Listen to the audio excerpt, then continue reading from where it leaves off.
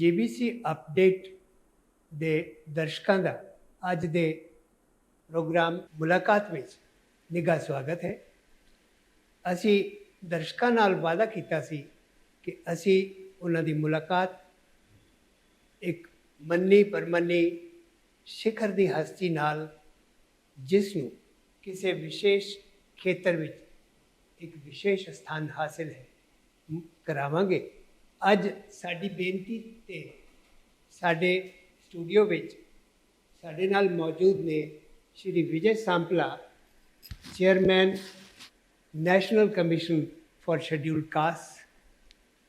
ਸਾਂਪਲਾ ਜੀ, ਤੁਹਾਡਾ ਸਾਡੇ ਸਟੂਡੀਓ ਵਿੱਚ ਬਹੁਤ ਬਹੁਤ ਨਿੱਘਾ ਸਵਾਗਤ ਹੈ। और CBC अपडेट ਦੇ ਦੇਖ ਰਹੇ ਸਾਰੇ ਟੀਵੀ ਦੇ ਜਿੰਨੇ ਵੀ ਸਾਰੇ ਦਰਸ਼ਕਾਂ ਨੂੰ ਪਿਆਰ ਭਰੀ ਸਤਿ ਸ੍ਰੀ ਅਕਾਲ।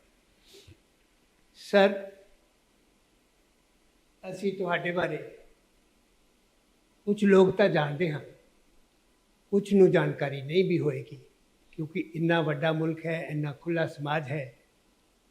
पर तुसी क्योंकि हुशियारपुर दे एक नुमाइंदे भी रह चुके हो लोक सभा विच, हुण तुहाडी जिहड़ी पिछले 3 साल तो नवीं हैसियत है, जिस विच एक होर ही पक्षों सेवा करने का मौका तुहानू मिलिया है बतौर chairman national commission for scheduled cast.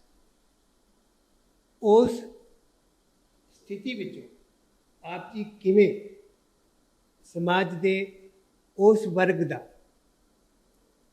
फायदा कर सकते हो जिसनों कई गल्लां विच बड़े लंबे अरसे तो वंचित रहना पिया है। भाव है शेड्यूल्ड कास्ट, जिन्हां दी आबादी पूरे मुल्क विच 19.59% है, जो कि कुल आबादी का 5वां हिस्सा बन जाती है। तो तुहाडे उत्ते कौमी पद्धर का एक बहुत बड़ा भार, एक सेवा निभाने का परमात्मा ने दिता है। आप जी इस मौके नूं किवें देखते हो?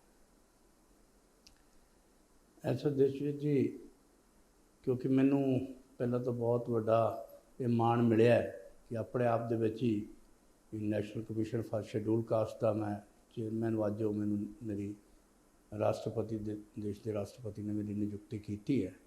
एक बहुत वड्डे मान की गल है जी।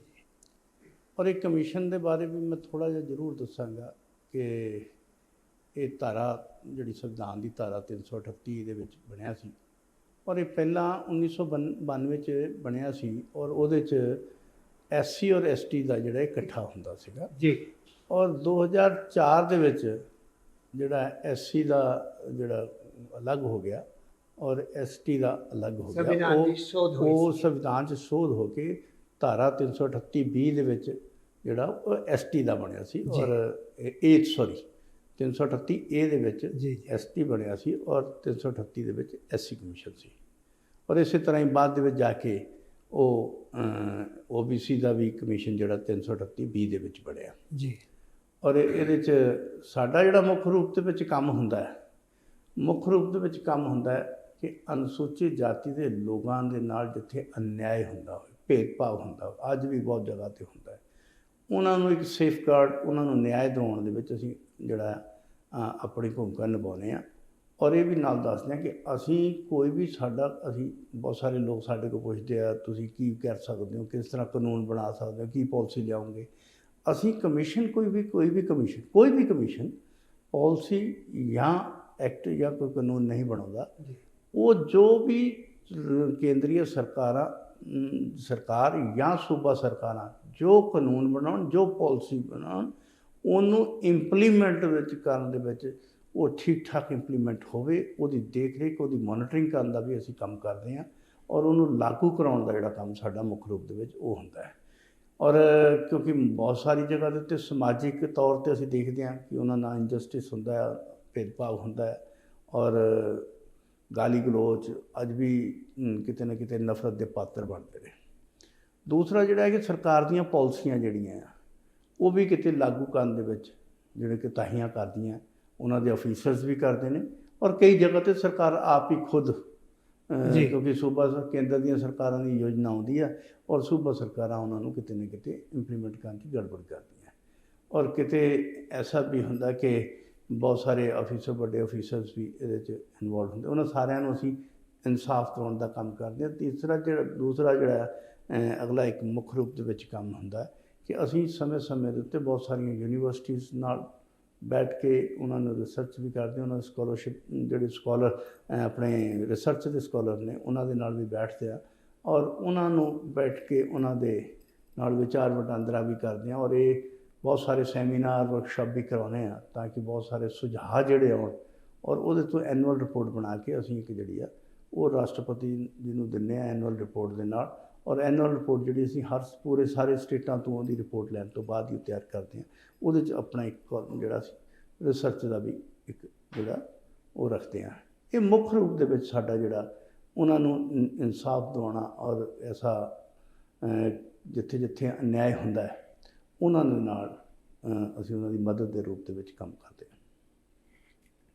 ਸਾਂਪਲਾ ਜੀ, ਮੁਲਕ ਨੂੰ ਆਜ਼ਾਦ ਹੋਇਆ 75 ਸਾਲ ਹੋ ਗਏ, ਪਰ ਫਿਰ ਵੀ ਕਿਉਂਕਿ ਮੁਲਕ ਵੱਡਾ ਹੈ, ਪਸਾਰਾ ਬਹੁਤ ਹੈ, ਫਿਰ ਸੂਬੇ ਬਹੁਤ ਹਨ, ਸਰਕਾਰਾਂ ਵੱਖ-ਵੱਖ ਰੰਗਤ ਦੀਆਂ ਹੁੰਦੀਆਂ ਹਨ।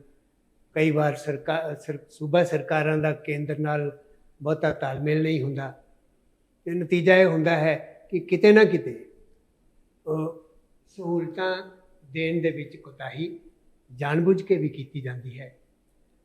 ਅਤੇ ਇਹੋ ਜਿਹੇ ਵਿੱਚ ਇਸ ਦਾ ਸਿਰਫ ਉਹ ਵਰਗ ਹੈ ਜਿਸ ਨੂੰ ਇਸ ਲਾਨਤ ਵਿੱਚ, ਇਸ ਭੈੜੀ ਹਾਲਤ ਵਿੱਚ ਜੀਣ ਲਈ ਸਿਰਫ ਕਹਿ ਸਕਦੇ ਹਾਂ ਕਿਸਮਤ ਨੇ ਛੱਡ ਦਿੱਤਾ ਹੈ, ਸਾਡੇ ਵਰਗੇ ਇਨਸਾਨਾਂ ਨੇ ਛੱਡ ਦਿੱਤਾ ਹੈ।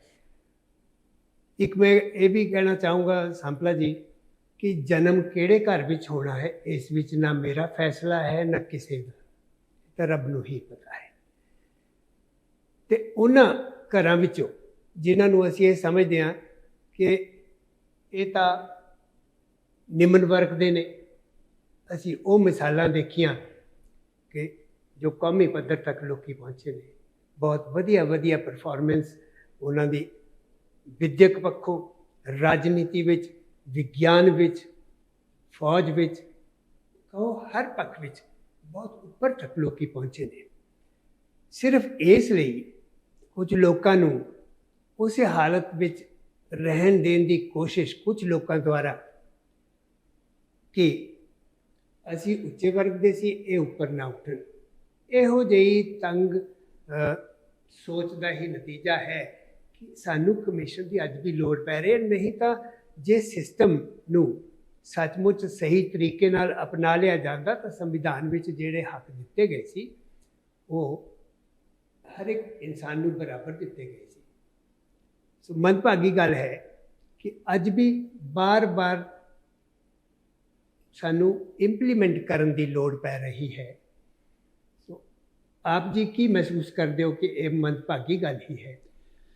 ਕਿਉਂਕਿ ਇਹ ਤੋਂ ਵੱਡਾ ਮੰਦਭਾਗਾ ਹੋਰ ਕੀ ਹੋ ਸਕਦਾ ਹੈ ਕਿ ਅੱਜ ਵੀ ਤੁਸੀਂ ਕਿਹਾ ਕਿ ਆਜ਼ਾਦੀ ਦੇ 75 ਸਾਲ ਬਾਅਦ ਵੀ ਇਹੋ ਜਿਹੀ ਸਿਚੁਏਸ਼ਨ ਹੈ ਔਰ ਇਹਦੇ 'ਚ ਬਹੁਤ ਵੱਡਾ, ਜੇ ਮੈਂ ਕਹਾਂ ਕਿ ਸਮਾਜਿਕ ਬਹੁਤ ਵੱਡਾ ਬਦਲਾਅ ਆਇਆ, ਇਹਦੇ 'ਚ ਕੋਈ ਸ਼ੱਕ ਨਹੀਂ। ਜਿਹੜੇ ਕੱਲ੍ਹ ਤੱਕ ਜਿਹੜੀ ਬਹੁਤ ਜ਼ਿਆਦਾ ਸੀਗੀ ਉਹ ਅੱਜ ਉਸ ਜਗ੍ਹਾ 'ਤੇ ਛੂਆ-ਛਾਤ ਤੱਕ ਤਾਂ ਨਹੀਂ ਪਹੁੰਚੀ, ਪਰ ਅਸੀਂ ਇਹ ਕਹਿ ਸਕਦੇ ਹਾਂ ਕਿ ਵੀ ਮਾਨਸਿਕ ਰੂਪ 'ਚ ਹਾਲੇ ਬਹੁਤ ਸਾਰੇ ਲੋਕਾਂ ਦੇ ਵਿੱਚ ਉਹ ਕਿਤੇ ਨਾ ਕਿਤੇ ਹਾਲੇ ਵੀ ਘਰ ਕਰਕੇ ਬੈਠੇ ਔਰ ਇਹਦਾ ਜਿਹੜਾ ਬਾਕੀ ਤਾਂ ਅਸੀਂ ਮੰਨ ਸਕਦੇ ਹਾਂ ਕਿ ਵੀ ਕਿਤੇ ਨਾ ਕਿਤੇ ਵਿਅਕਤੀਗਤ ਉਹਦੀ ਸੋਚ ਹੋ ਸਕਦੀ ਹੈ, ਪਰ ਉਦੋਂ ਬਹੁਤ ਦੁੱਖ ਹੁੰਦਾ ਹੈ ਜਦੋਂ ਉਹਦੇ 'ਚ ਸਰਕਾਰਾਂ ਪ੍ਰਮੁੱਖ ਜਿਹੜੀਆਂ ਭੂਮਿਕਾ ਨਿਭਾਉਂਦੀਆਂ, ਸੂਬਾ ਸਰਕਾਰਾਂ ਵਿਸ਼ੇਸ਼ ਰੂਪ 'ਚ। ਕਿਉਂਕਿ ਅਸੀਂ ਜਦੋਂ ਵੀ ਦੇਖਦੇ ਹਾਂ ਹਰ ਸਾਲ ਬਜਟ ਬਣਦੇ ਨੇ, ਫੰਡਸ ਆਉਂਦੇ ਨੇ। ਮੈਂ 2 ਸੂਬਿਆਂ ਦਾ ਰਿਵਿਊ ਕੀਤਾ ਜੀ, ਰਾਜਸਥਾਨ ਅਤੇ ਬਿਹਾਰ ਜੀ। ਮੈਂ ਜਿਹੜੇ ਸਵਾਲ ਦੋਨਾਂ ਨੂੰ ਭੇਜੇ ਸੀ, ਕਿਸੇ ਨੇ ਵੀ ਸੈਟਿਸਫੈਕਟਰੀ, ਕਿਸੇ ਵੀ ਸਰਕਾਰ ਦੇ ਕੋਲ ਕੋਈ ਵੀ ਜਵਾਬ ਨਹੀਂ ਸੀ, ਜਦ ਕਿ ਅਸੀਂ 1-1, 2-2 ਮਹੀਨੇ ਪਹਿਲਾਂ ਉਹਨਾਂ ਨੂੰ ਤਿਆਰੀ ਲਈ ਭੇਜਿਆ ਕਿ ਅਸੀਂ ਆਹ ਸਵਾਲ ਤੁਹਾਨੂੰ ਪੁੱਛਣੇ ਆ, ਇਹਦੀ ਤਿਆਰੀ। ਸਾਰਾ ਇੱਕ ਫਰਜ਼ੀ ਉਹ ਸੀਗਾ। ਔਰ ਇੱਥੇ ਤੱਕ ਕਿ ਮੈਂ ਜੇ ਕਹਾਂ ਕਿ ਵੀ ਬਿਹਾਰ ਨੇ ਤਾਂ ਆਪਾਂ ਸੁਣਦੇ ਸੀ, ਹੱਦਾਂ ਹੀ ਲੰਘ ਦਿੱਤੀਆਂ। 5 ਸਾਲ 'ਚ ਜਿਹੜਾ SC ਕੰਪੋਨੈਂਟ ਦਾ ਪਲਾਨ ਦਾ ਜਿਹੜਾ ਪੈਸਾ ਕਹਿੰਦੇ ਆਪਾਂ, ਜੀ ਜਿਹਨੂੰ ਹੁਣ SC SP ਦਾ ਯੋਜਨਾ ਦਾ ਨਾਂ ਚੇਂਜ ਕਰਤਾ, ਉਹਦੇ ਤਹਿਤ ਕਰਦੇ ਹਾਂ। ਪਿਛਲੇ 5 ਸਾਲਾਂ 'ਚ ਉਹਨਾਂ ਦੀ ਰਿਪੋਰਟ 'ਚ 1 ਰੁਪਈਆ ਵੀ ਨਹੀਂ ਖਰਚਿਆ, 1 ਰੁਪਈਆ ਵੀ।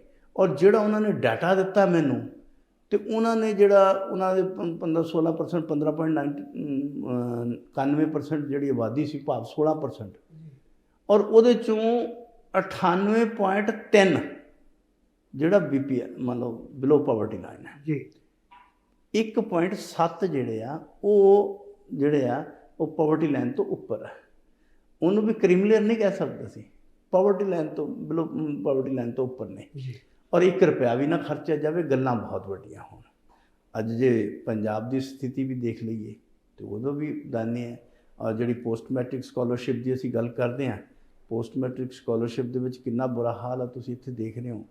ਔਰ ਸਰਕਾਰੀ ਅਦਾਰਿਆਂ ਦੇ ਵਿੱਚ ਬਹੁਤ ਸਾਰੇ, ਚਾਹੇ ਉਹ ਐਜੂਕੇਸ਼ਨ ਦਾ ਡਿਪਾਰਟਮੈਂਟ ਹੈ, ਚਾਹੇ ਉਹ ਹੈਲਥ ਦਾ ਆ, ਚਾਹੇ ਉਹ ਤੁਹਾਡੇ ਲਾਅ ਆਫਿਸਰਸ ਨੇ, ਅਟਾਰਨੀ ਜਨਰਲ ਆਫਿਸ, ਚਾਹੇ ਉਹ ਤੁਹਾਡੀ ਮੰਨ ਲਓ ਜੁਡੀਸ਼ਰੀ 'ਚ ਜਿਨ੍ਹਾਂ ਨੇ ਲੋਕਾਂ ਨੂੰ ਇਨਸਾਫ ਦੇਣਾ ਹੁੰਦਾ, ਉਹਨਾਂ ਨਾਲ ਵੀ ਨਾਇਨਸਾਫੀ ਹੁੰਦੀ ਹੈ। ਔਰ ਉਹ ਵੀ ਆਣ ਕੇ ਸਾਡੇ ਕੋਲ ਗੁਹਾਰ ਲਾਉਂਦੇ ਆ।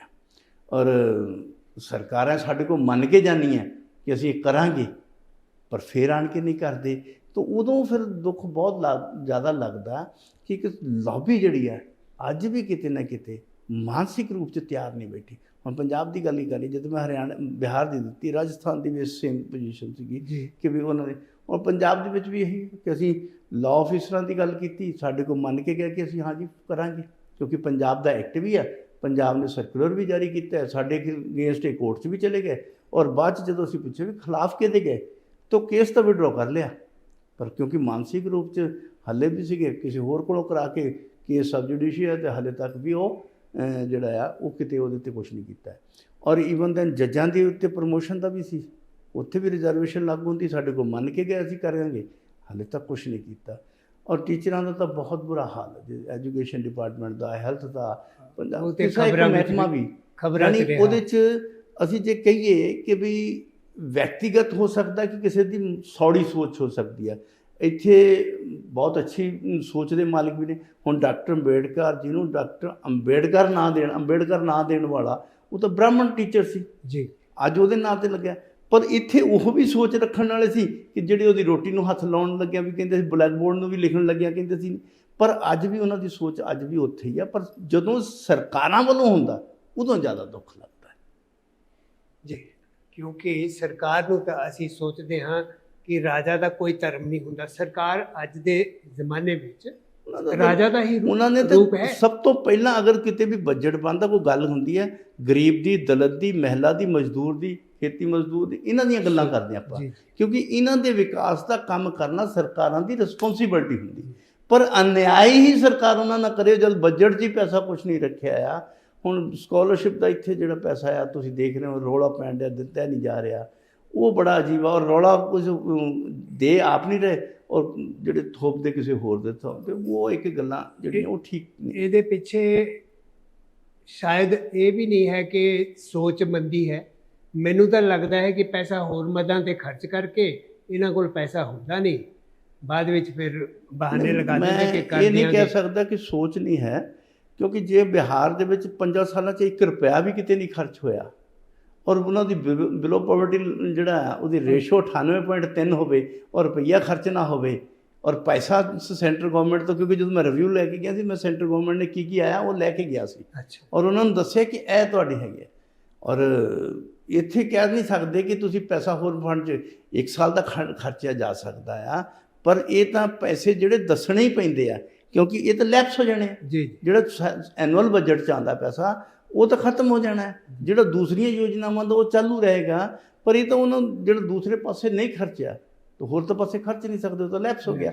ਪਰ ਉਹਦੇ 'ਚ ਅਸੀਂ ਇਹ ਨਹੀਂ ਕਹਿ ਸਕਦੇ ਕਿ ਇਹਨਾਂ ਦੀ ਮਾਨਸਿਕਤਾ ਨਹੀਂ, ਉਹਨਾਂ ਦੀ ਮਾਨਸਿਕਤਾ ਅੱਜ ਵੀ ਉਹ ਕਿਤੇ ਨਾ ਕਿਤੇ ਉੱਥੇ, ਜੇ ਉਹਨਾਂ ਨੂੰ ਪਤਾ ਹੈ ਕਿ ਇਹ 31 ਮਾਰਚ ਨੂੰ ਸਾਡੇ ਕੋਲ ਇਹ ਪੈਸਾ ਨਹੀਂ ਰਹਿਣਾ ਤੇ ਫਿਰ ਵੀ ਨਹੀਂ ਖਰਚਿਆ, ਤਾਂ ਫਿਰ ਤਾਂ ਉਹਦੀ ਮਾਨਸਿਕਤਾ ਦੀ ਗੱਲ।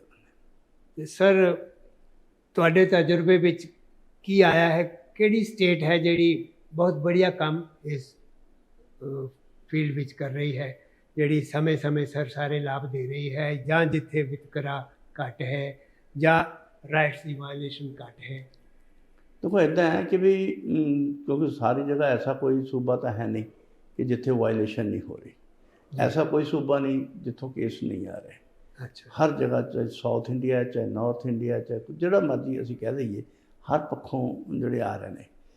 ਪਰ ਫਿਰ ਵੀ ਅਗਰ ਜੇ ਕਹੀਏ ਤਾਂ ਕੁਛ ਜਿਹੜੇ ਸੂਬਾ ਦੇ ਵਿੱਚ ਜਿਹੜੀ ਹੈ ਉਹ ਅੱਛੀਆਂ ਪੋਜੀਸ਼ਨਾਂ ਚੱਲ ਰਹੀਆਂ, ਜਿਹਦੇ 'ਚ ਮੈਂ ਹੁਣ ਜੇ ਕਿਸੇ ਦਾ ਕਹਾਂਗਾ ਤਾਂ ਉਹ ਕਹਿਣਗੇ ਨਹੀਂ, ਸ਼ਾਇਦ ਉਹ ਸਟੇਟ ਦਾ ਨਾਂ ਵੀ ਲੈਣਾ ਵੀ ਜਿਹੜਾ ਫਿਰ ਕਹਿਣਗੇ ਜੀ ਉੱਥੇ ਤੁਹਾਡਾ ਆਪਣਾ ਕੋਈ ਨਿੱਜੀ ਕਰਕੇ ਕਹਿ ਦਿੱਤਾ ਜੇ ਕਰਤਾ। ਮਨ ਇਹ ਕਹਾਂਗਾ ਕਿ ਇੱਕ ਦੋ ਸਟੇਟਾਂ ਹੈ ਕਿ ਜਿਨ੍ਹਾਂ ਨੇ ਬਹੁਤ ਅੱਛੀ ਅਚੀਵਮੈਂਟ ਕੀਤੀ ਹੈ। ਔਰ ਜਦੋਂ ਵੀ ਅਸੀਂ ਬੁਲਾਇਆ ਕਿਤੇ, ਐਸਾ ਨਹੀਂ ਕਿ ਕੇਸ ਨਹੀਂ ਆਉਂਦੇ, ਉੱਥੋਂ ਕੇਸ ਆਉਂਦੇ ਆ, ਪਰ ਜਿੱਦਾਂ ਹੀ ਅਸੀਂ ਕੇਸ ਉਹਨੂੰ ਬੁਲਾਉਂਦੇ ਆ ਤਾਂ ਉਹ ਸਾਨੂੰ ਇੰਪਲੀਮੈਂਟ ਕਰਕੇ ਬਕਾਇਦਾ ਦੱਸਦੇ ਵੀ, ਔਰ ਇਹ ਵੀ ਕਹਿੰਦੇ ਕਿ ਅਗਲੇ ਤੋਂ ਅੱਗੇ ਤੋਂ ਤੁਹਾਨੂੰ ਇਹ ਕੰਪਲੇਂਟ ਨਹੀਂ ਮਿਲੇਗੀ। ਇਹ ਇੱਕ ਬਹੁਤ ਅਚੀਵਮੈਂਟ ਜਿਹੜੀ ਮੈਨੂੰ ਦੇਖਣ 'ਚ ਮਿਲੀ ਹੈ। ਉਹ ਹੁਣ ਐਸੇ ਸੂਬੇ ਵੀ ਹੈ ਔਰ ਐਸੇ ਵੀ ਹੈ ਜਿਨ੍ਹਾਂ ਨੇ 1 ਰੁਪਈਆ ਨਹੀਂ ਖਰਚਿਆ, ਐਸੇ ਵੀ ਸੂਬੇ ਜਿਹੜੇ ਦੀ ਇੱਛਾ ਸ਼ਕਤੀ ਨਹੀਂ ਰੱਖੀ, ਅਤੇ ਜਿਨ੍ਹਾਂ 'ਚ ਪੰਜਾਬ ਪ੍ਰਮੁੱਖ ਰੂਪ 'ਚ ਹੈ, ਉਹਨਾਂ ਨੇ ਵੀ ਕਿਤੇ ਇੱਛਾ ਸ਼ਕਤੀ ਨਹੀਂ ਰੱਖੀ ਤਾਂ ਕਿ ਪੋਸਟ ਮੈਟ੍ਰਿਕ ਸਕੋਲਰਸ਼ਿਪ ਦੇ ਨਹੀਂ। ਅੱਜ ਜਿੰਨੀਆਂ ਵੀ ਪੋਸਟਾਂ ਨਿਕਲ ਰਹੀਆਂ ਕੰਟਰੈਕਟ ਬੇਸਿਸ 'ਤੇ ਨਿਕਲ ਰਹੀਆਂ, ਪਰ ਪੰਜਾਬ ਦਾ ਐਕਟ ਇਹ ਵੀ ਕਹਿੰਦਾ ਚਾਹੇ ਤੁਸੀਂ ਡੇਲੀ ਬੇਸਿਸ 'ਤੇ ਰੱਖਣਾ, ਕੰਟਰੈਕਟ ਬੇਸਿਸ 'ਤੇ ਰੱਖਣਾ, ਅਡਾਕ ਬੇਸਿਸ 'ਤੇ ਕਿਸੇ ਬੇਸ 'ਤੇ ਰੱਖਣਾ, 2006 ਦਾ ਐਕਟ ਕਹਿੰਦਾ ਕਿ ਤੁਹਾਨੂੰ ਉੱਥੇ ਰਿਜ਼ਰਵੇਸ਼ਨ ਲਾਗੂ ਕਰਨੀ ਪੈਣੀ ਹੈ। ਔਰ DOPT ਦਾ ਰੂਲ ਵੀ ਹੈ ਕਿ 45 ਦਿਨ ਤੋਂ ਬਾਅਦ ਅਗਰ ਤੁਸੀਂ ਡੇਲੀ ਬੇਸਿਸ 'ਤੇ ਵੀ ਰੱਖਦੇ ਹੋ ਤਾਂ ਵੀ ਤੁਹਾਨੂੰ ਰਿਜ਼ਰਵੇਸ਼ਨ ਉੱਥੇ ਫੋਲੋਅਪ ਕਰਨੀ ਪੈਣੀ ਹੈ। ਅਤੇ ਹੁਣ ਤੁਸੀਂ ਦੇਖੋ ਕਿ ਡਾਕਟਰਾਂ ਦੀਆਂ ਵੈਕੈਂਸੀਆਂ ਕੱਢੀਆਂ, ਇੱਕ ਵੀ ਉਹਦੇ 'ਚ ਉਹਨਾਂ ਨੇ ਜੋ ਵੈਕੈਂਸੀ ਰਿਜ਼ਰਵ ਵਾਸਤੇ ਨਹੀਂ ਰੱਖੀ। ਇਹ ਇੱਕ ਜਿਹੜਾ ਬਹੁਤ ਅਸੀਂ ਕਹਿ ਸਕਦੇ ਹਾਂ ਨੁਕਸਾਨਦਾਇਕ ਹੋ ਸਕਦਾ, ਔਰ ਉਹ ਕੋਈ ਹੋਰ ਨਹੀਂ ਕਰ ਰਿਹਾ, ਸਰਕਾਰ ਕਰ ਰਹੀ। ਇਹ ਦੁਖਦਾਈ ਗੱਲ ਹੈ। ਪਰ ਇਹੋ ਜਿਹੇ ਕੇਸਿਸ 'ਚ ਤੁਸੀਂ ਸੁਓ ਨੋਟਿਸ ਲੈ ਕੇ ਸਰਕਾਰਾਂ ਨੂੰ ਭੇਜ ਸਕਦੇ? ਬਿਲਕੁਲ, ਹਾਂਜੀ ਹਾਂਜੀ। ਮੈਂ ਸਾਰੇ ਮੋਸਟਲੀ ਜਿਹੜੇ ਇੱਦਾਂ ਦੇ ਕੇਸ ਹੁੰਦੇ ਆ ਸੋ ਮੋਟੋ ਹੀ ਲੈਣੇ ਪੈਂਦੇ ਨੇ, ਕਿਉਂਕਿ ਬਹੁਤ ਸਾਰੇ ਜਿਹੜੇ ਸਾਹਮਣੇ ਆਉਣ ਤੋਂ ਕਈ ਵਾਰ ਲੋਕ ਘਬਰਾਉਂਦੇ ਵੀ ਨੇ, ਅਤੇ ਇਸ ਕਰਕੇ ਸਾਨੂੰ ਜਿਹੜੇ ਸੋ ਮੋਟੋ ਕੇਸ ਵੀ ਬਹੁਤ ਸਾਰੇ, ਔਰ ਮੇਜਰ ਪੋਰਸ਼ਨ ਤਾਂ ਜਿਹੜੇ ਸਾਡੇ ਕੋਲ ਇੱਦਾਂ ਦੀਆਂ ਸ਼ਿਕਾਇਤਾਂ ਦਾ ਆ ਉਹ ਸੋ ਮੋਟੋ ਜਾਂ ਸੋਸ਼ਲ ਮੀਡੀਆ, ਅਖਬਾਰਾਂ, ਇਹਨਾਂ ਦੇ ਤੋਂ ਹੀ ਅਸੀਂ ਲੈਂਦੇ ਹਾਂ। ਸਰ, ਕਈ ਵਾਰ ਇਹੋ ਜਿਹਾ ਵੀ ਹੁੰਦਾ ਹੋਏਗਾ ਕਿ ਜਿੱਥੇ ਵਧੀਕੀ ਦੀ ਸ਼ਿਕਾਇਤ ਆਪ ਜੀ ਕੋਲ ਪਹੁੰਚੀ, ਪਰ ਬਾਅਦ ਵਿੱਚ ਪਤਾ ਲੱਗਿਆ ਕਿ ਉਹ ਸਾਰਾ ਫੋਰਜਡ ਐਪਲੀਕੇਸ਼ਨ ਸੀ, ਉਹ ਬੰਦਾ ਇਸ ਚੀਜ਼ ਦਾ ਹੱਕਦਾਰ ਹੀ ਨਹੀਂ ਸੀ। ਮੰਨ ਲਿਆ ਕਿ ਉਹ ਬਿਨਾਂ ਨਾਮ ਲਿੱਤੇ ਐਗਜ਼ਾਮਪਲਸ ਤੁਹਾਡੇ ਮਨ 'ਚ ਵੀ ਆ ਜਾਣਗੀਆਂ, ਇਹੋ ਜਿਹਾ ਹੋਇਆ ਹੋਏਗਾ ਜਿੱਥੇ ਆਦਮੀ ਨੇ ਕਿਹਾ ਕਿ ਮੇਰਾ ਇਹ ਹੱਕ ਮਾਰਿਆ ਗਿਆ, ਮੈਂ ਐਸੀ ਸੀ, ਮੇਰੀ ਆ ਬੇਇੱਜ਼ਤੀ ਕੀਤੀ ਗਈ, ਮੇਰੀ ਬ੍ਰੈਂਡਿੰਗ ਕੀਤੀ ਗਈ, ਬਾਅਦ ਵਿੱਚ ਪਤਾ ਲੱਗਿਆ ਕਿ ਉਹ ਐਸੀ ਸੀ ਵੀ ਨਹੀਂ। ਐਸੇ ਹੈ ਮੇਰੇ ਕੋਲ। ਮੈਂ ਇੱਕ UP ਦਾ ਸਹਾਰਨਪੁਰ ਦਾ ਕੇਸ ਹੈ, ਔਰ ਉਹਨਾਂ ਦੀ ਲੜਕੀ ਦਾ ਵਿਆਹ ਹੋਇਆ ਸੀ ਇੱਥੇ ਯਮੁਨਾ ਨਗਰ 'ਚ, ਔਰ ਲੜਕਾ ਉਹਦੇ 'ਚ ਬਿਮਾਰ ਸੀ ਔਰ ਉਹ ਕੈਂਸਰ ਪੀੜਿਤ ਸੀ, ਤਾਂ ਉਹਦੀ ਡੈਥ ਹੋ ਗਈ।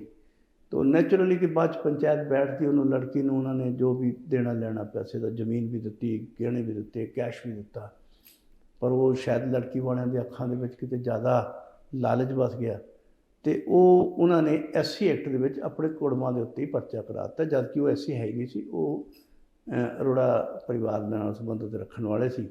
ਔਰ ਜਦੋਂ ਉਹਨਾਂ ਨੇ ਸਾਨੂੰ ਕੰਪਲੇਂਟ ਕੀਤੀ ਤਾਂ ਅਸੀਂ ਉਹਦਾ ਸਰਟੀਫਿਕੇਟ ਵੈਰੀਫਾਈ ਕਰ ਲਈ ਕੀਤਾ, ਕਿਉਂਕਿ ਥੱਲੜੇ ਬਣਾਇਆ ਹੁੰਦਾ ਅਤੇ ਰਿਪੋਰਟ ਆ ਜਾਂਦੀ ਹੈ ਕਿ ਜੀ ਇਹ ਠੀਕ ਬਣਿਆ। ਪਰ ਮੈਂ ਉਹਨੂੰ ਕਿਹਾ ਕਮਿਸ਼ਨਰ ਰਿਪੋਰਟ ਕਰੇ, ਔਰ ਇਹਦਾ 1950 ਦਾ ਸਟੇਟਸ ਦੇਖ ਕੇ ਮੈਨੂੰ ਐਗਜ਼ੈਕਟ ਕਮਿਸ਼ਨਰ ਦੀ ਜ਼ਿੰਮੇਵਾਰੀ ਹੋਏਗੀ ਕਿ ਇਹ ਮੈਨੂੰ ਦੱਸੇ ਕਿ ਵੀ ਇਹ ਠੀਕ ਹੈ ਗਲਤ ਹੈ। ਅਤੇ ਕਮਿਸ਼ਨਰ ਨੇ ਆਣ ਕੇ ਰਿਪੋਰਟ ਦਿੱਤੀ ਕਿ SC ਨਹੀਂ ਹੈ, ਔਰ ਉਹਦੇ 'ਚ ਉਹਨਾਂ ਦੇ SC ਦਾ ਉਲਟਾ ਪਰਚਾ ਵੀ ਹੋਇਆ, ਔਰ ਈਵਨ ਦੈਨ ਜਿਹੜੀ ਉਹਨਾਂ ਨੇ ਬੈਨੀਫਿਟ ਲਏ ਸੀ ਬਹੁਤ ਸਾਰੇ, SC ਦੇ ਨਾਂ 'ਤੇ ਪਲਾਟ ਵੀ, ਜ਼ਮੀਨਾਂ ਖਰੀਦ ਸਕਦੇ ਹੋ ਤੁਸੀਂ, ਬੱਚਿਆਂ ਨੇ ਜਿਹੜੀ ਪੜ੍ਹਾਈ ਵੀ ਹੁੰਦੀ ਸੀ। ਹੁਣ ਇੱਕ ਬੱਚਾ ਜਿਹੜਾ ਉਹਨਾਂ ਦਾ ਹੁਣ ਵੀ ਪੜ੍ਹ ਰਿਹਾ ਸੀ, ਜਿਹਦੇ 'ਤੇ ਉਹਨਾਂ ਨੇ ਆਬਜੈਕਸ਼ਨ ਕਰਦੇ ਹੋਏ ਉਹਨੂੰ ਘਰ ਭੇਜ ਦਿੱਤਾ। ਇਹ ਐਸੀਆਂ ਘਟਨਾ ਵੀ ਆਈਆਂ। ਹੋਰ ਵੀ ਪੰਜਾਬ 'ਚ ਤੁਸੀਂ ਦੇਖ ਰਹੇ ਹੋ ਕਿ 4000 ਤੋਂ ਵੱਧ ਜਿਹੜਾ ਧਰਨਾ ਲਾ ਕੇ ਬੈਠੇ ਨੇ, ਉਹਨਾਂ ਨੇ ਦੱਸਿਆ ਕਿ 4000 ਤੋਂ ਵੱਧ ਹੈ, ਔਰ ਉਹਦੇ 'ਚ ਸਰਕਾਰ ਦੀ ਆਪਣੀ ਰਿਪੋਰਟ ਹੈ ਕਿ ਉਹਨਾਂ ਨੇ 14-15 ਤਾਂ ਰਿਜੈਕਟ ਕਰ ਦਿੱਤੇ, ਔਰ ਇਹ ਵੀ ਦੱਸਿਆ ਕਿ ਵੀ 93 ਜਿਹੜੇ ਆ, ਮੈਨੂੰ ਜੋ ਸੂਚਨਾ ਦਿੱਤੀ ਗਈ ਮਿਲੀ ਹੈ, ਉਹਦੇ 'ਚ ਉਹਨਾਂ ਨੇ ਲਿਖਿਆ ਕਿ 93 ਜਿਹੜੇ ਹੋਰ ਜਿਹੜੇ ਐਸੇ ਸਰਟੀਫਿਕੇਟ ਹੈ ਜਿਨ੍ਹਾਂ 'ਚ ਪ੍ਰਮੁੱਖ ਲੋਕਾਂ ਦੇ ਵਿੱਚ ਬੜੇ ਚਰਚਾ 'ਚ ਹੈ, ਉਹਨਾਂ ਦੇ ਸਰਟੀਫਿਕੇਟ ਰੱਦ ਕੀਤੇ ਜਾ ਰਹੇ ਨੇ ਵੀ ਉਹ ਵੀ ਕਰਨ ਜਾ ਰਹੇ ਨੇ, ਐਸੀ ਰਿਪੋਰਟ ਵੀ ਹੈ। ਤਾਂ ਭਾਵ ਇਹਨਾਂ ਨੇ ਇਹ ਤਾਂ ਸਾਬਤ ਹੋ ਗਿਆ ਕਿ ਉਹਨਾਂ ਨੇ ਸਰਟੀਫਿਕੇਟ ਬਣਾਏ ਆ, ਫਾਇਦਾ ਲਿਆ ਆ, ਪਰ ਸਮਾਜ 'ਚ ਜਦੋਂ ਬਾਕੀ ਸਮਾਜਿਕ ਜੀਵਨ ਜੀਂਦੇ ਆ ਉਦੋਂ ਤੋਂ ਉਹ ਅਕਲ ਮਤਲਬ ਚੱਲਦੇ ਆ, ਪਰ ਜਦੋਂ ਕਿਤੇ ਬੈਨੀਫਿਟ ਲੈਣਾ ਹੁੰਦਾ ਉਦੋਂ ਉਹ ਜਾ ਕੇ ਆਪਣੇ ਆਪ ਨੂੰ ਐਸਸੀ ਦੇ ਸਰਟੀਫਿਕੇਟ ਬਣਾ ਕੇ ਉਹ ਕਰਦੇ ਨੇ। ਉਸ ਵੇਲੇ ਜ਼ਰੂਰ ਦੁੱਖ ਵੀ ਹੁੰਦਾ, ਪਰ ਉਹਨਾਂ ਦੇ ਉੱਤੇ ਜਿਹੜੀ ਅਸੀਂ ਬਣਦੀ ਕਾਰਵਾਈ ਆ ਉਹਨਾਂ ਨੇ ਐਗਜ਼ਾਮਪਲ ਮੈਂ ਤੁਹਾਨੂੰ ਦਿੱਤੀ, ਹੋਰ ਵੀ ਬਹੁਤ ਸਾਰੀ ਐਗਜ਼ਾਮਪਲਸ ਨੇ। ਸਰ, ਕਸ਼ਮੀਰ ਵਿੱਚ ਆਰਟੀਕਲ 370 ਖਤਮ ਹੋਇਆ, ਇਸ ਦਾ ਲਾਭ ਉੱਥੇ ਸ਼ੈਡਿਊਲਡ ਕਾਸਟ ਨੂੰ ਹੋਇਆ, ਕਿਸ ਤਰ੍ਹਾਂ ਹੋਇਆ? ਦੇਖੋ, ਪਹਿਲਾਂ ਤਾਂ ਮੈਂ ਦੇਸ਼ ਦੇ ਪ੍ਰਧਾਨ ਮੰਤਰੀ ਔਰ ਗ੍ਰਹਿ ਮੰਤਰੀ ਦਾ ਧੰਨਵਾਦ ਕਰਾਂਗਾ ਕਿ ਇੱਕ ਦੇਸ਼ ਦਾ ਉਹ ਅੰਗ ਜਿਹੜਾ ਸਾਡਾ ਹੁੰਦਾ ਹੋਇਆ ਵੀ ਪੂਰਨ ਰੂਪ 'ਚ ਸਾਡਾ ਨਹੀਂ ਸੀਗਾ, ਜੀ ਉਹ ਹਿੰਦੁਸਤਾਨ ਦਾ ਹਿੱਸਾ ਨਹੀਂ ਸੀ, ਔਰ ਉਹਨਾਂ ਨੂੰ ਹਿੰਦੁਸਤਾਨ ਦਾ ਪੂਰਨ ਰੂਪ 'ਚ ਹਿੱਸਾ ਬਣਾਇਆ। ਇੱਕ ਬਹੁਤ ਵੱਡਾ ਜਿਹੜਾ ਦੇਸ਼ ਨੂੰ ਅਸੀਂ ਕਹਿ ਸਕਦੇ ਉਹਨਾਂ ਨੇ ਗਿਫਟ ਦਿੱਤਾ ਹੈ, ਔਰ ਇਹਦੇ ਲਈ ਉਹ ਧੰਨਵਾਦ ਹੈ ਉਹਨਾਂ ਦੀ, ਅਸੀਂ ਜਿੰਨਾ ਧੰਨਵਾਦ ਕਰੀਏ ਥੋੜ੍ਹਾ ਹੈ। ਔਰ ਉਹਦੇ ਨਾਲ ਜਿੱਥੇ ਬਾਕੀ ਸਾਰਿਆਂ ਨੂੰ ਵੀ ਫਾਇਦਾ ਹੋਇਆ, ਪਰ ਵਿਸ਼ੇਸ਼ ਰੂਪ 'ਚ ਸ਼ੈਡਿਊਲ ਕਾਸਟ ਨੂੰ ਹੋਇਆ। ਸ਼ੈਡਿਊਲ ਕਾਸਟ ਦੀ ਆਬਾਦੀ ਬਹੁਤ ਸਾਰੀ ਜਿਹੜੀ ਪਾਕਿਸਤਾਨ ਤੋਂ ਸੀ, ਉਹਨਾਂ ਨੂੰ ਵੋਟ ਪਾਉਣ ਦਾ ਵੀ ਹੱਕ ਨਹੀਂ ਸੀ, ਬਾਕੀ ਬੈਨੀਫਿਟ ਨਹੀਂ ਸੀ, ਰਿਜ਼ਰਵੇਸ਼ਨ ਕਿਤੇ ਲਾਗੂ ਨਹੀਂ ਸੀਗੀ। ਅੱਜ ਉਹ ਰਿਜ਼ਰਵੇਸ਼ਨ ਦੇ ਵੀ ਹੱਕਦਾਰ ਤੇ ਹੋ ਗਏ। ਸਭ ਤੋਂ ਬੜੀ ਗੱਲ ਸੀ ਕਿ ਬਾਲਮਿਕ ਸਮਾਜ ਦੇ ਵਿੱਚ ਉੱਥੇ ਬਹੁਤ ਵੱਡਾ ਫਾਇਦਾ, ਕਿਉਂਕਿ ਅੰਗਰੇਜ਼ਾਂ ਦੇ ਜ਼ਮਾਨੇ ਤੋਂ ਬਹੁਤ ਸਾਰੇ ਪੁਰਾਣੇ ਸਮੇਂ ਤੋਂ ਉੱਥੇ ਜਿਹੜੇ ਆ ਪਹਿਲਾਂ ਤੋਂ ਸਫਾਈ ਕਰਮਚਾਰੀ ਗਏ ਸਾਡੇ ਹੀ ਭਰਾ ਨੇ, ਅਨੁਸੂਚਿਤ ਜਾਤੀ ਦੇ ਨੇ, ਔਰ ਉਹ ਸਫਾਈ ਕਰਮਚਾਰੀ ਦੇ, ਔਰ ਉਹਦੇ 'ਚ ਵਿਸ਼ੇਸ਼ ਸੀਗੇ ਇਹ ਸਾਰੀ ਉਮਰ ਜਾਣੀ ਇਹ ਜਿਹੜਾ ਆ ਉਹ ਸਫਾਈ ਦਾ ਹੀ ਕੰਮ ਕਰਨ ਦੇ ਲਈ ਉੱਥੇ ਰਹਿਣਗੇ, ਹੋਰ ਕੋਈ ਇਸ ਤੋਂ ਇਲਾਵਾ ਬੰਦਿਸ਼ ਸੀਗੀ, ਔਰ ਇਹ ਕੁਛ ਹੋਰ ਨਹੀਂ ਕਰ ਸਕਦੇ। ਇਹ ਮੈਂ ਕਹਿੰਦਾ ਕਿ ਇਸ ਤੋਂ ਵੱਡਾ ਜਾਣੀ ਜੇ ਕਹਾਂਗੇ ਕਿ ਡਾਕਟਰ ਅੰਬੇਡਕਰ ਤੋਂ ਬਾਅਦ ਦੇਸ਼ ਦੇ ਵਿੱਚ ਕਿਤੇ ਅਨਿਆਏ ਹੋ ਰਿਹਾ ਸੀ ਉਹ ਕਸ਼ਮੀਰ ਸੀ, ਔਰ ਉਸ ਨੂੰ ਨਿਆਂ ਦਿਵਾਉਣ ਦੇ ਲਈ ਮੰਨ ਲਓ ਡਾਕਟਰ ਅੰਬੇਡਕਰ ਦੇ ਸੰਵਿਧਾਨ ਲਿਖਣ ਤੋਂ ਪਹਿਲਾਂ ਤੇ ਬਾਅਦ ਦੇ ਵਿੱਚ ਅਗਰ ਅੱਜ ਵੀ ਕਿਤੇ ਅਨਿਆਏ ਹੋ ਰਿਹਾ ਸੀ ਤੇ ਉਹ ਕਸ਼ਮੀਰ ਹੀ ਸੀ, ਤੇ ਅੱਜ ਉਹਨਾਂ ਨੂੰ ਸਹੀ ਮਾਇਨੇ 'ਚ ਇਨਸਾਫ ਉਹ ਬਰਾਬਰ ਦੇ ਹੱਕਦਾਰ ਹੋ ਗਏ। ਔਰ ਫਾਇਦਾ ਤਾਂ ਜਿਹੜਾ ਜਨਰਲ ਕਮਿਊਨਿਟੀ ਨੂੰ ਵੀ ਹੋਇਆ, ਕਿਉਂਕਿ ਉੱਥੇ ਦੀ ਬੇਟੀ ਅਗਰ ਕੋਈ ਦੂਸਰੀ ਜਗ੍ਹਾ ਵਿਆਹ ਹੋ ਜਾਂਦੀ ਸੀ ਤੇ ਉਹਨੂੰ ਉਹਦਾ ਲਾਭ ਨਹੀਂ ਸੀ ਮਿਲਦਾ, ਪਰ ਮੰਨ ਲਓ ਜਿਹੜਾ ਦੂਸਰੇ ਨੂੰ ਤਾਂ ਉੱਥੇ ਕੋਈ ਢੋਈ ਨਹੀਂ ਮਿਲਦੀ ਸੀ। ਅੱਜ ਜਿਹੜੇ ਆ ਦੇਸ਼ ਦੇ ਬਰਾਬਰ ਦੇ ਸਮਾਨ ਨਾਗਰਿਕ ਹੋ ਗਏ, ਔਰ ਵਿਸ਼ੇਸ਼ ਰੂਪ 'ਚ ਉਹਦਾ ਕਿਤੇ ਲਾਭ ਮਿਲਿਆ, ਕਿਉਂਕਿ ਦਲਿਤ ਜਿਹੜਾ ਮੰਨ ਲਓ ਅਨੁਸੂਚਿਤ ਜਾਤੀ ਦਾ ਵਿਅਕਤੀ ਸੀ ਜਿਹੜਾ ਉਹ ਦਬਿਆ ਸੀ, ਹੋਰ ਦਬ ਰਿਹਾ ਸੀ, ਉਹਦੇ ਕੋਲ ਕੋਈ ਰਾਸਤਾ ਹੀ ਨਹੀਂ ਸੀ ਤਰੱਕੀ ਦਾ, ਔਰ ਕਿਤੇ ਹੋਰ ਜਾ ਨਹੀਂ ਸਕਦੇ ਸੀ ਕਿਉਂਕਿ ਘਰ ਘਾਟ ਉਹਨਾਂ ਕੋਲ ਹੁੰਦੇ ਨਹੀਂ ਸੀ, ਘਰ ਘਾਟ ਰਹਿਣ ਦੀ ਜਗ੍ਹਾ ਸੀ, ਪਰ ਇਸ ਤੋਂ ਇਲਾਵਾ ਹੋਰ ਕੋਈ ਕਰ ਹੀ ਨਹੀਂ ਸੀ, ਜਾਣੀ ਉਹਨਾਂ ਕੋਲ ਤਰੱਕੀ ਦਾ ਕੋਈ ਰਾਹ ਨਹੀਂ ਸੀ। ਅੱਜ ਉਹ ਰਾਹ ਖੁੱਲ੍ਹਿਆ। ਇਹਦੇ 370 ਦੇ ਵਿੱਚ ਜੇ ਮੈਂ ਕਹਾਂਗਾ ਕਿ ਸਭ ਤੋਂ ਜ਼ਿਆਦਾ ਫਾਇਦਾ ਹੋਇਆ ਅਨੁਸੂਚਿਤ ਜਾਤੀ ਵਰਗ ਦਾ, ਔਰ ਅਨੁਸੂਚਿਤ ਜਾਤੀ ਵਰਗ ਦੇ ਵਿੱਚ ਵੀ ਕਹਾਂ ਤਾਂ ਸਫਾਈ ਕਰਮਚਾਰੀ ਜਿਨ੍ਹਾਂ ਨੂੰ ਇੱਕ ਬੰਧੂਆ ਮਜ਼ਦੂਰ ਵਾਂਗ ਰੱਖਿਆ ਸੀ, ਉਹਨਾਂ ਦਾ ਫਾਇਦਾ।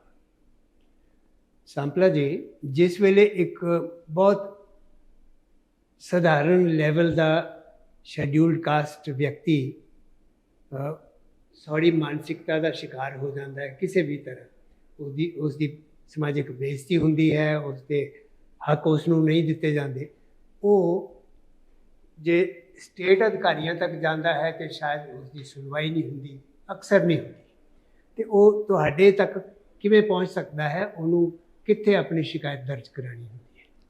ਦੇਖੋ, ਸ਼ਿਕਾਇਤ ਤਾਂ ਸਾਡਾ ਇੱਕ ਈਮੇਲ ਐਡਰੈਸ ਵੀ ਦਿੱਤੇ, ਟੋਲ ਫ੍ਰੀ ਨੰਬਰ ਵੀ ਹੈ, ਇੱਕ ਅਸੀਂ ਪੋਰਟਲ ਵੀ ਬਣਾਇਆ ਹੈ ਜੀ।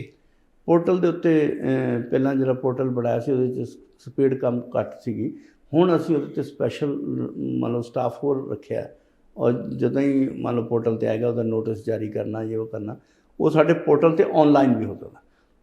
ਔਨਲਾਈਨ ਕੰਪਲੇਂਟ ਵੀ ਤੁਸੀਂ ਆਪਣੀ ਦਰਜ ਸਕਦੇ ਆ, ਔਰ ਈਵਨ ਦੈਨ ਤੁਸੀਂ ਬਾਕੀ ਦੇਖਿਆ ਹੋਗਾ ਕਿ ਕੰਪਲੇਂਟ ਦੇ ਵਿੱਚ ਤੁਸੀਂ ਆਪਣਾ ਡਾਕੂਮੈਂਟ ਤਾਂ ਲੋਡ ਕਰ ਸਕਦੇ, ਪਰ ਆਡੀਓ ਕੰਪਲੇਂਟ ਨਹੀਂ ਸੀ ਹੁੰਦੀ।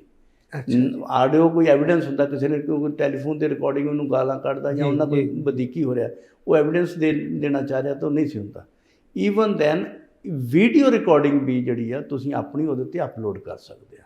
ਇੱਕ ਬੜਾ ਸੋਚ ਵਿਚਾਰ ਕੇ ਉਹਦੇ 'ਤੇ ਪੋਰਟਲ ਬਣਾਇਆ, ਔਰ ਉਹਨੂੰ ਕਿਉਂਕਿ ਮੇਰਾ ਇਸ ਸੈਕਟਰ ਦੇ ਵਿੱਚ ਵਿਸ਼ੇਸ਼ ਰੂਪ 'ਚ ਧਿਆਨ ਹੁੰਦਾ, ਅਤੇ ਮੈਂ ਸਪੈਸ਼ਲ ਜਦੋਂ ਬਣਾਉਣ ਲੱਗੇ ਸੀ ਤਾਂ ਮੈਂ ਕਿਹਾ ਵੀ ਇਹ ਆਡੀਓ ਔਰ ਵੀਡੀਓ ਦੋਨੋਂ ਤਰ੍ਹਾਂ ਦੀ ਵੀ ਕੰਪਲੇਂਟ ਉਹਦੇ 'ਚ ਕੋਈ ਐਵੀਡੈਂਸ ਹੁੰਦਾ, ਕੋਈ ਗਾਲਾਂ ਕੱਢਦਾ, ਕੋਈ ਕੁੱਟਦਾ ਮਾਰਦਾ, ਜਿਹੜੀ ਉਹ ਤੁਸੀਂ ਟੀਵੀ 'ਤੇ ਦੇਖਦੇ ਹੋ, ਉਹ ਸਾਰੀਆਂ ਚੀਜ਼ਾਂ ਵੀ ਅਪਲੋਡ ਹੋ ਜਾਣ, ਕਿਉਂਕਿ ਉਹਦੇ ਨਾਲ ਬੜਾ ਵੱਡਾ ਸਬਸਟੈਂਸ਼ੀਏਟ ਹੋ ਜਾਂਦਾ। ਨੋ ਡਾਊਟ ਕਿ ਨੈੱਟ ਦੇ ਉੱਤੇ ਲੋਡ ਬਹੁਤ ਪੈਂਦਾ, ਪਰ ਅਸੀਂ ਉਹਦਾ ਵੀ ਇੱਕ ਉਹਨੂੰ ਲਿੰਕ ਦੇ ਰੂਪ ਦੇ ਵਿੱਚ ਉਹਨੂੰ ਅਟੈਚ ਕਰਦੇ ਹਾਂ ਐਵੀਡੈਂਸ ਤਾਂ ਕਿ ਜਿਹੜਾ ਉਹ ਵੀ ਹੋ ਸਕੇ, ਔਰ ਉਹਦੇ 'ਤੇ ਵੀ ਜਾ ਸਕਦਾ, ਔਰ ਵਿਅਕਤੀਗਤ ਰੂਪ ਦੇ ਵਿੱਚ ਵੀ ਉਹ ਮਿਲ ਸਕਦੇ ਨੇ, ਔਰ ਇਸ ਕਰਕੇ ਸਾਡੇ ਲਈ ਈਜ਼ੀ ਹੈ। ਔਰ ਅਸੀਂ ਜਿਹੜਾ ਅਗਲਾ ਸਟੈਪ ਜਿਹੜਾ ਆ ਅਸੀਂ ਉਹ ਕਰਨ ਜਾ ਰਹੇ ਹਾਂ ਕਿ CV ਜਿਹੜੇ ਜਿਹੜੀ ਕਾਮਨ ਸਰਵਿਸ ਸੈਂਟਰ ਜਿਹੜੇ ਆ CSC, ਜਿਸ ਤਰ੍ਹਾਂ ਜਿਹਨੂੰ ਆਪਾਂ ਪੰਜਾਬ ਸੁਵਿਧਾ ਸੈਂਟਰ ਵੀ ਕਹਿੰਦੇ ਆ, ਉਹਨਾਂ ਦੇ ਨਾਲ ਵੀ ਅਸੀਂ ਗੱਲਬਾਤ ਚਲਾ ਰਹੇ ਹਾਂ ਕਿ ਵੀ ਇਹਨਾਂ ਕੋਲ ਥੋੜ੍ਹੇ ਜਿਹੇ ਨੋਮੀਨਲ ਫੀਸ ਲੈ ਕੇ, ਅਤੇ ਉਹ ਵੀ ਜਿਹੜਾ ਬੰਦਾ ਨਹੀਂ ਕਰ ਸਕਦਾ ਉਹਦੇ ਲਈ ਵੀ ਹੈ ਉੱਤੇ ਕਰ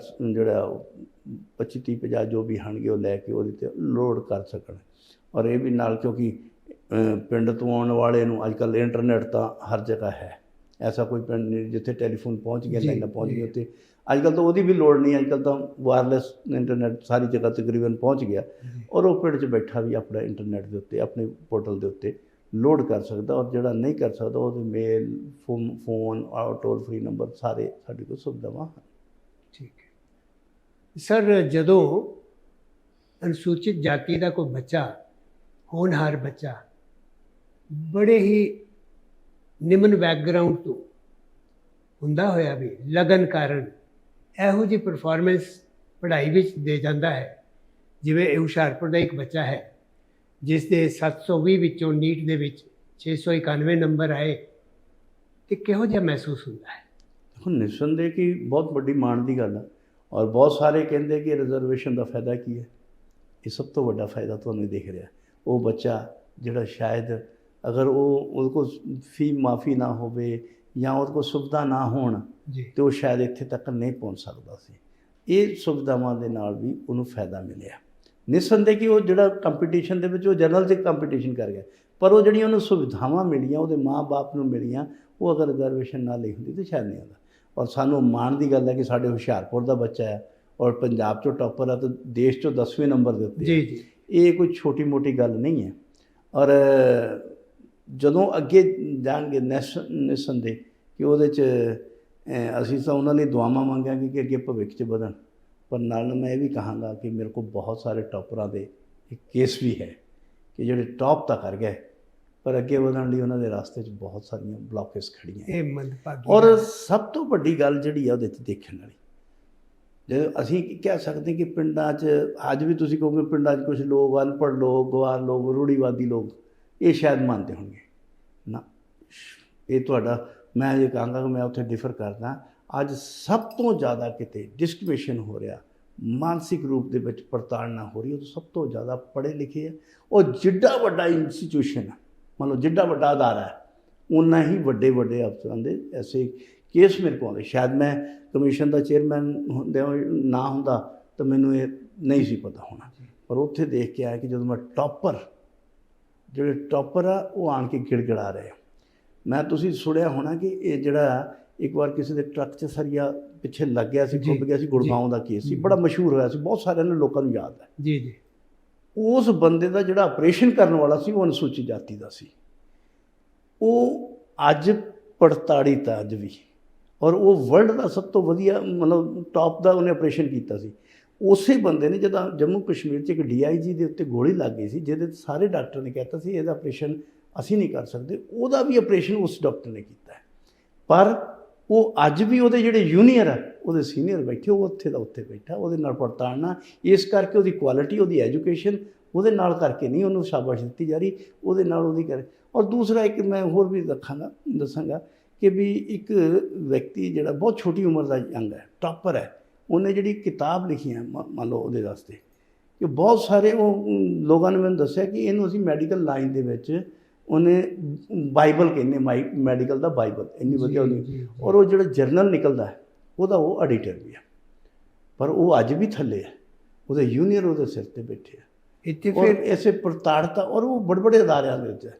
ਔਰ ਇਹ ਇੱਕ ਨਹੀਂ, ਮੈਂ ਤਾਂ ਇੱਕ ਦੋ ਐਗਜ਼ਾਮਪਲ ਦੇ ਰਿਹਾ ਕਿਉਂਕਿ ਮੈਂ ਨਾਂ ਜਾਂ ਅਦਾਰੇ ਦਾ ਨਾਂ ਨਹੀਂ ਲੈ ਰਿਹਾ, ਪਰ ਉਹ ਅੱਜ ਵੀ ਉੱਥੇ ਬਹੁਤ ਜ਼ਿਆਦਾ ਦੁੱਖ ਹੁੰਦਾ ਕਿ ਅੱਜ ਐਡਾ ਵੱਡਾ ਕਾਬਲ, ਇਹ ਉਹਦੀ ਜਿਹੜੀ ਇਸੜ ਹੋਣੀ ਚਾਹੀਦੀ ਸੀ, ਉਹਨੂੰ ਲਾਇਬਿਲਟੀ ਬਣਾ ਕੇ ਰੱਖਿਆ ਹੈ। ਉਸ ਵੇਲੇ ਜਿਹੜਾ ਬਹੁਤ ਦੁੱਖ ਹੁੰਦਾ ਹੈ ਇਸ ਵੇਲੇ। ਔਰ ਇਹ ਕਮਿਸ਼ਨ 'ਚ ਜਾ ਕੇ ਮੈਨੂੰ ਬੜਾ ਦੁੱਖ ਵੀ ਹੋਇਆ ਇਸ ਚੀਜ਼ ਦਾ, ਪਤਾ ਜਦੋਂ ਲੱਗਦਾ ਕਿ ਅੱਜ ਵੀ ਇਸ ਮਾਮਲੇ ਦੇ ਵਿੱਚ ਕਿਤੇ ਨਾ ਕਿਤੇ ਹੈ। ਨਿਸੰਦੇਹ ਕਿ ਟੌਪਰ ਆਉਣਾ ਸਾਡੇ ਲਈ ਬਹੁਤ ਵੱਡੀ ਮਾਣ ਦੀ ਗੱਲ ਹੈ, ਪਰ ਟੌਪਰ ਹੋਣ ਤੋਂ ਬਾਅਦ ਉਹਦਾ ਜਿਹੜਾ ਫਾਇਦਾ ਲੈਣਾ ਚਾਹੀਦਾ ਸੀ, ਦੇਸ਼ ਨੂੰ ਜਿਹੜੀਆਂ ਉਹਦੀਆਂ ਸੇਵਾਵਾਂ ਲੈਣੀਆਂ ਚਾਹੀਦੀਆਂ ਸੀ, ਸਿਰਫ ਉਹਦੇ ਰਸਤੇ 'ਚ ਰੁਕਾਵਟਾਂ ਇਸ ਕਰਕੇ ਖੜੀਆਂ ਕਰ ਦੇਣੀਆਂ ਕਿ ਇਹ ਇੱਕ ਵੀਕਰ ਸੈਕਸ਼ਨ ਦੇ ਨਾਲ ਜਾਂ ਇੱਕ ਜਿਹੜੀਆਂ ਅਨੁਸੂਚਿਤ ਜਾਤੀ ਦੇ ਨਾਲ, ਸ਼ਡਿਊਲ ਕਾਸਟ ਬਰਾਦਰੀ ਨਾਲ ਸੰਬੰਧ ਰੱਖਦਾ। ਇਸ ਕਰਕੇ ਜਦੋਂ ਉਹ ਹੁੰਦੀ ਹੈ ਉਹਦਾ ਦੁੱਖ ਜ਼ਰੂਰ ਹੁੰਦਾ ਹੈ, ਪਰ ਜਿਸ ਵਿਸ਼ਾਲਤਾ ਦੇ ਨਾਲ ਤੁਸੀਂ ਸਾਰਾ ਕੁਝ ਦੇਖਣ ਤੋਂ ਬਾਅਦ, ਦੁੱਖ ਮਹਿਸੂਸ ਕਰਨ ਤੋਂ ਬਾਅਦ ਵੀ ਇਸ ਨੂੰ ਐਬਜ਼ੌਰਬ ਕਰ ਲੈਂਦੇ ਹੋ, ਨਿਸੰਦੇਹ ਕਿ ਇਹ ਤੁਹਾਡੀ ਵਡਿਆਈ ਹੈ। ਅਤੇ ਹੁਸ਼ਿਆਰਪੁਰ ਨੂੰ ਮਾਣ ਹੈ ਕਿ ਕੌਮੀ ਪੱਧਰ 'ਤੇ ਇਹ ਮੌਕਾ ਹੁਸ਼ਿਆਰਪੁਰ ਦੇ ਵਿਜੇ ਸਾਂਪਲਾ ਜੀ ਨੂੰ ਰੱਬ ਨੇ ਬਖਸ਼ਿਆ, ਅਤੇ ਸਾਰੇ ਅਨੁਸੂਚਿਤ ਜਾਤੀ ਦੇ ਹਿੰਦੁਸਤਾਨੀ ਉਮੀਦ ਕਰਦੇ ਹੈ ਕਿ ਤੁਹਾਡੇ ਹੱਥੀਂ ਉਹਨਾਂ ਨੂੰ ਵੱਧ ਤੋਂ ਵੱਧ ਇਨਸਾਫ ਲੈਣ ਦਾ ਮੌਕਾ ਮਿਲੇਗਾ। ਸਾਂਪਲਾ ਜੀ, ਤੁਸੀਂ ਆਪਣੇ ਵੱਲੋਂ ਕੋਈ 2 ਲਫ਼ਜ਼ ਮੁਲਕ ਦੇ ਸ਼ੈਡਿਊਲਡ ਕਾਸਟ ਭਾਈਚਾਰੇ ਲਈ ਕਹਿਣਾ ਚਾਹੋ, ਕੋਈ ਸੁਨੇਹਾ? ਬਸ ਮੈਂ ਤਾਂ ਪੂਰੇ ਦੇਸ਼ ਦੇ ਸਾਰੇ ਵਾਸੀਆਂ ਨੂੰ ਕਹਾਂਗਾ ਕਿ ਸਮਰਸਤਾ ਦੇ ਲਈ ਸਾਨੂੰ ਸਾਰੇ ਗੁਰੂਆਂ ਨੇ, ਸਾਡੇ ਰਹਿਬਰਾਂ ਨੇ, ਜਿੰਨੇ ਵੀ ਸਾਡੇ ਹੋਏ ਪੀਰ ਪੈਗੰਬਰ, ਸਾਰਿਆਂ ਨੇ ਸਾਨੂੰ ਆਪਸ ਵਿੱਚ ਜਿਹੜਾ ਹੈ ਭਾਈਚਾਰਕ ਸਾਂਝ ਔਰ ਸਾਂਝੀਵਾਲਤਾ ਦਾ ਸੰਦੇਸ਼ ਦਿੱਤਾ ਹੈ। ਔਰ ਉਸ ਸੰਦੇਸ਼ ਦਾ ਮਤਲਬ ਉਹਨਾਂ ਨੇ ਬੜੀ ਡੂੰਘੀ ਨਾਲ ਹੋਇਆ ਕਿ ਜਦੋਂ ਅਸੀਂ ਸਾਰੇ ਮਿਲ ਕੇ ਆਪਸ ਵਿੱਚ ਸਮਾਜ ਦੀ ਸੇਵਾ ਕਰਦੇ ਹਾਂ ਤਾਂ ਸਮਾਜ ਦੀ ਉੱਨਤੀ ਵੱਲ ਜਾਂਦਾ ਹੈ।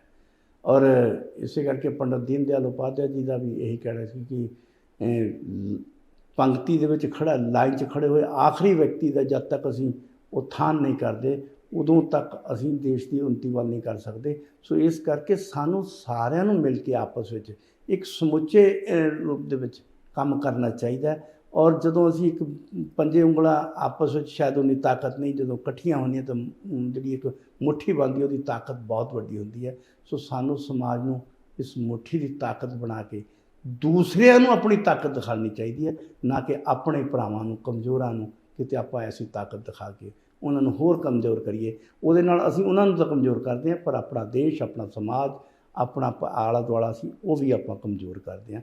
ਸੋ ਮਜ਼ਬੂਤੀ ਲਈ ਅਸੀਂ ਕਰੀਏ।